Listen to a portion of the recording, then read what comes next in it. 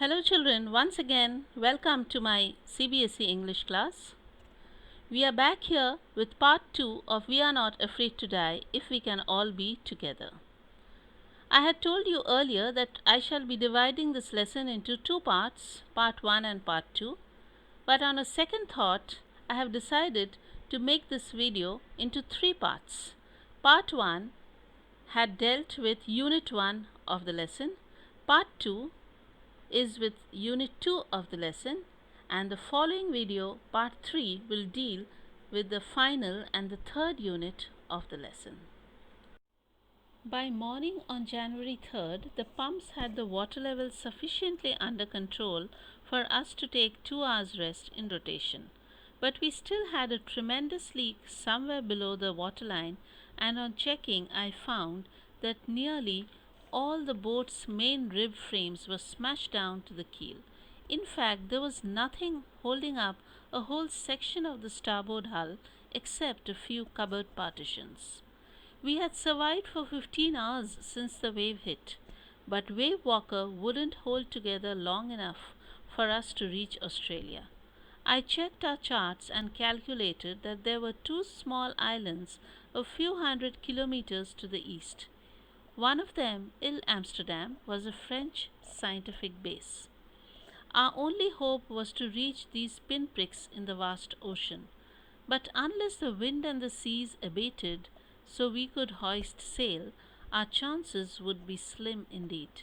The great wave have put our auxiliary engine out of action.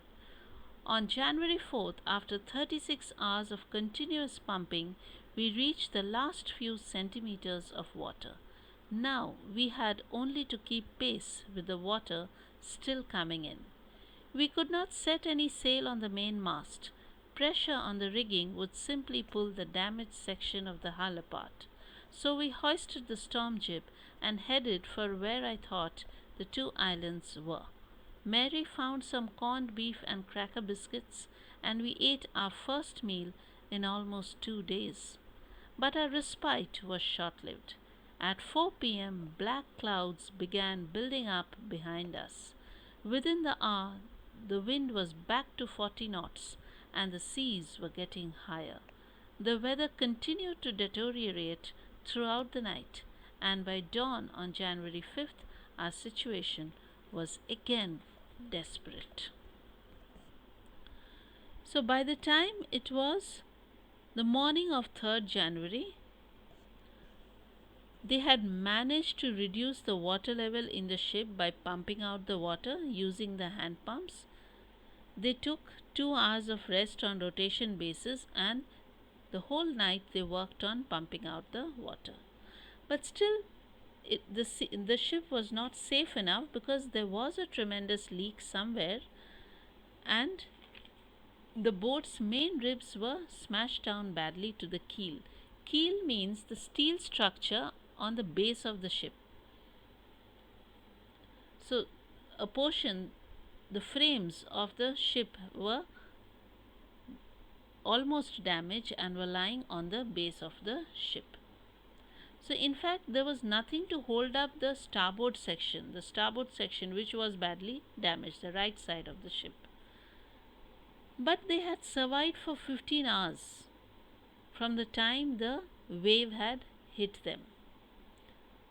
But at the same time, the narrator knew pretty well that his ship Wave Walker would not be able to withstand this for very long, and they would not be able to travel safely to Australia in this Wave Walker. The Wave Walker was badly damaged. So he wanted to look for an alternative place to land. So he checked his charts and calculated and found that there were two small islands a few hundred kilometers towards the east of their ship. One of them was Ile Amsterdam, which was a French scientific base. So now they had pinned all their hopes on these pinpricks in the vast ocean. The pinpricks in the vast ocean are the two little islands that have been located in the vast ocean. They were so tiny that they looked like pinpricks on the map. So, but their only respite was reaching one of those islands named Il Amsterdam. But they could not do much unless the sea winds they abated, unless the wind and the seas they abated means till they slowed down, they would not be able to hoist their sail because it would be a danger to the mast. On the 4th of January, after 36 hours of continuous pumping, they managed to reach a condition where there were only a few centimeters of water left. Now, what they had to see to was to stop the water which was coming at the present situation. The previous water which had come into the ship was almost pumped out. Now, because they could not set up the sail because it would cause pressure on the main mast in that stormy condition, so they once again hoisted the same storm jib and they started moving towards those two islands. For 2 days almost they didn't have any food. So the wife Mary managed to find some packed food, dry food which they had with them, corned beef and cracker biscuits. But their respite, that is, their relaxation, was for a very short period of time. Once again, at 4 p.m., the clouds, large black clouds, started looming large, and within an hour, the wind also gathered speed to almost 40 knots. That was of a great speed. The winds were very speedy and stormy. The weather was once again deteriorating throughout the night, and by the dawn on 5th January, their situation was once again desperate like before.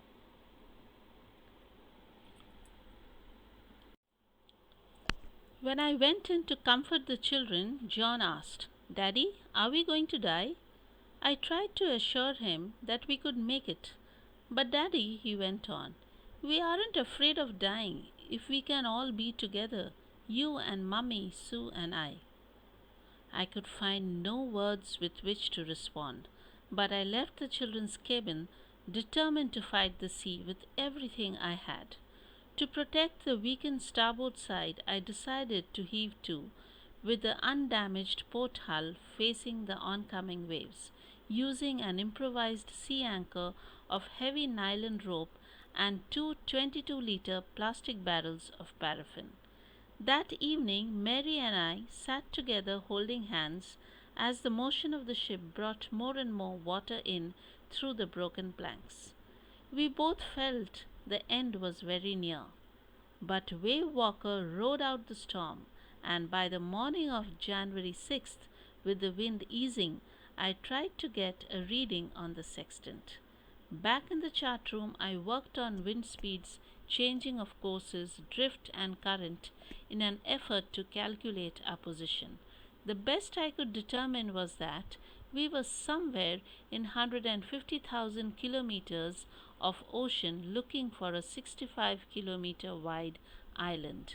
While I was thinking, Sue, moving painfully, joined me. The left side of her head was now very swollen, and her blackened eyes narrowed to slits. She gave me a card she had made. On the front, she had drawn caricatures of Mary and me with the words, "Here are some funny people. Did they make you laugh?" I laughed a lot as well. Inside was a message. "Oh, how I love you both. So this card is to say thank you and let's hope for the best." Somehow, we had to make it. So after having food, after having some corned beef and cracker biscuits, when the conditions once again became worse with the black clouds looming large and the weather turning worse than before, by the dawn of 5th January, they were in a worse situation now. The narrator went in to comfort the children, to assure the children that everything was okay, even though it was not. So when he went in, the boy, the little 6-year-old boy John, asked his father, "Daddy, are we going to die?" Before his father could console him and assure him that no, they would not die, he continued saying, He said, "No, Daddy, we are not afraid to die if we can all be together. You, Mummy, Sue, and I." This is the title of this story. Now, all of you go through or might have gone through this kind of a feeling. Usually, see, whenever there is an earthquake or whenever there is a flood, there is a disaster, what is the first thought that comes to our mind? That all family members should be together. If we live, we'll live together. If we die, we'll die together. This kind of a feeling all of us have in times of difficulty. So, this little boy, John, also felt the same. He said, "No, I'm not afraid to die. We won't be afraid to die as long as all of us are together, all the four of them." These words of his son made the narrator speechless.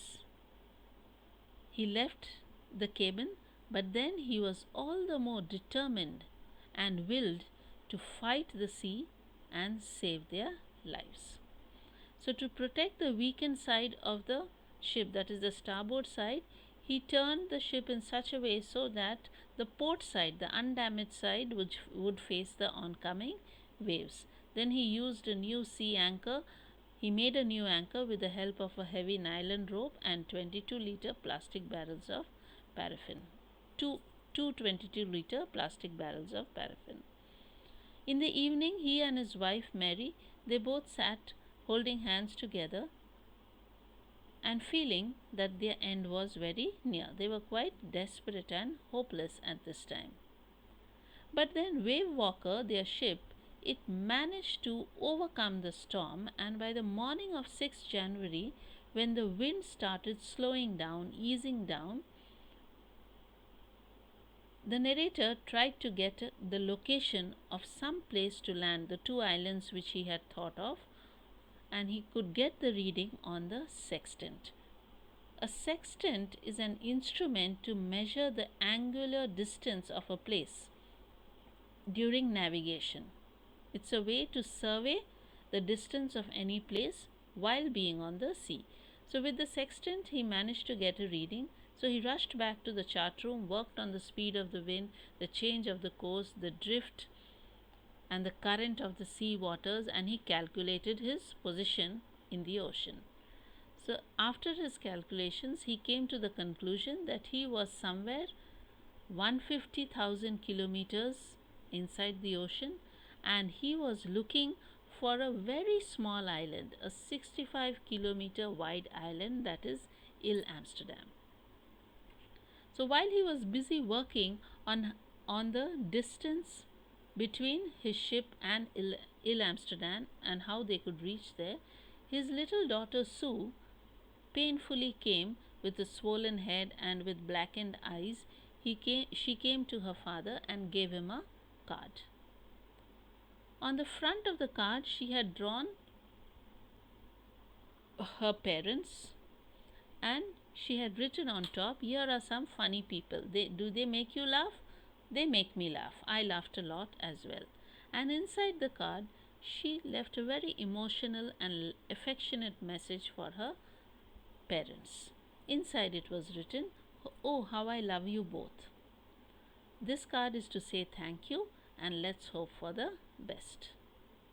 So these two actions, these two affectionate and wonderful emotional attitude of his son John and his daughter Sue made him all the more full of grit and determination that somehow he had to make it to Ile Amsterdam.